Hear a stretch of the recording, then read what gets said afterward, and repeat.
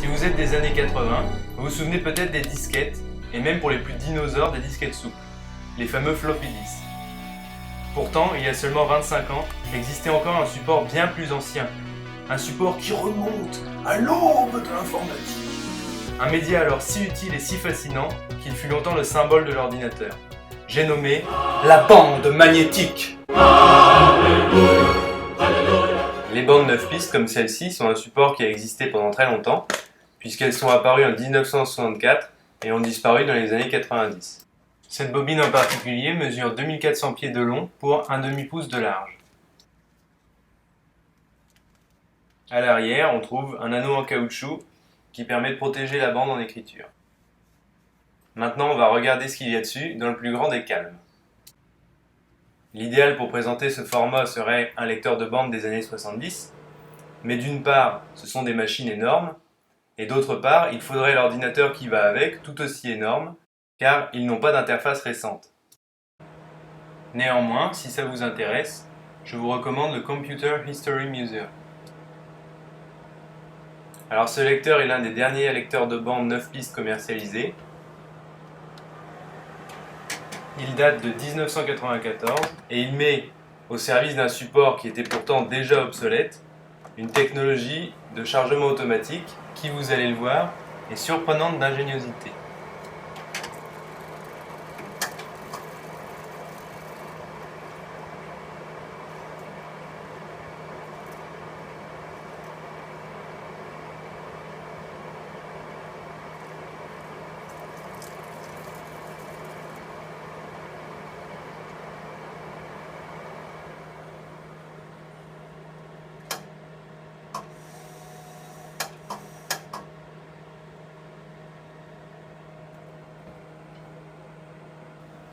Alors maintenant pour l'aspect technique, l'interface est SCSI 1 différentiel et j'utilise un convertisseur pour ne pas faire sauter la puce SCSI de l'ordinateur que j'ai eu tant de mal à remplacer. Ne pas oublier d'utiliser un Terminator. L'ordinateur en question est un bon vieux Macintosh qui parle couramment le SCSI. Contrairement à d'autres supports, les bandes n'apparaissent pas comme un dossier sur le bureau. Pour communiquer avec le lecteur, j'utilise donc le logiciel Suntar.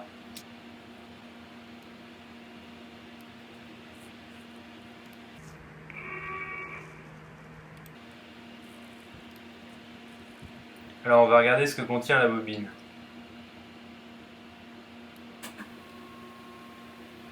Un fichier a été trouvé au début, mais le lecteur doit maintenant lire le reste de la bande pour voir ce qu'il pourrait y avoir d'autre dessus. Finalement, 2 fichiers différents ont été trouvés. Maintenant, je vais demander au lecteur de les extraire de la bande et de les copier sur le disque dur.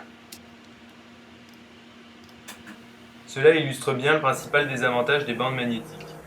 Un temps d'accès à l'information long comparé au disque. Ce qui les restreint, en fait, à un rôle de backup.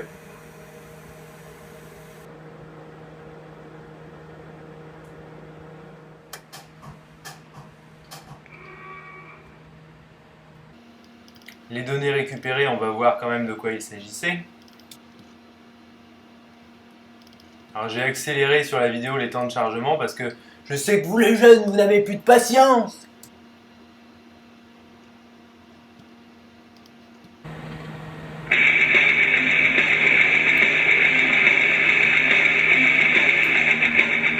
Mais enfin, mais qu'est-ce que c'est que ce brouhaha? C'est la musique du diable.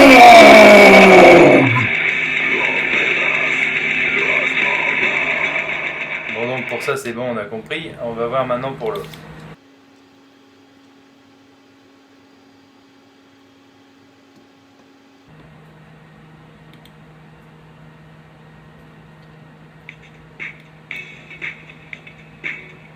Est-ce que cette bande aurait été retrouvée dans les studios de RFM?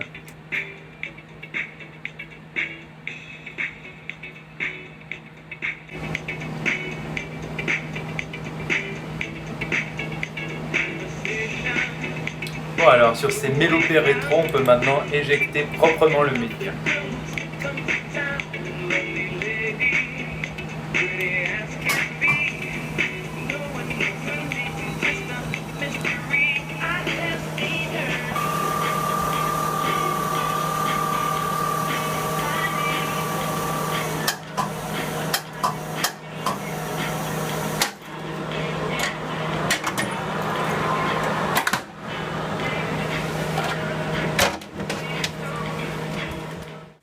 Ce format de 1/2 pouce que nous venons de découvrir est en fait très courant.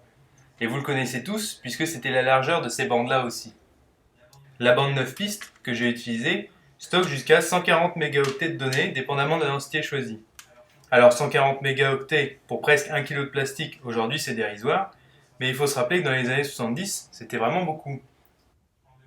En 2015, les bandes 1/2 pouce existent toujours, mais en format cartouche, comme celle-ci.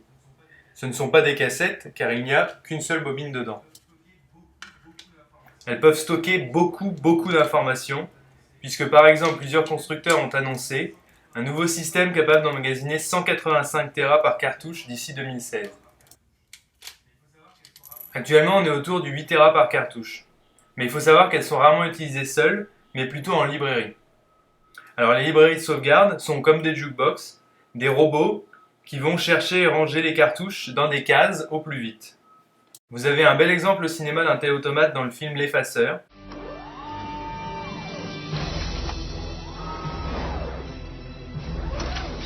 Et vous pouvez aussi en admirer un en fonctionnement au National Cryptologic Museum dans le Maryland.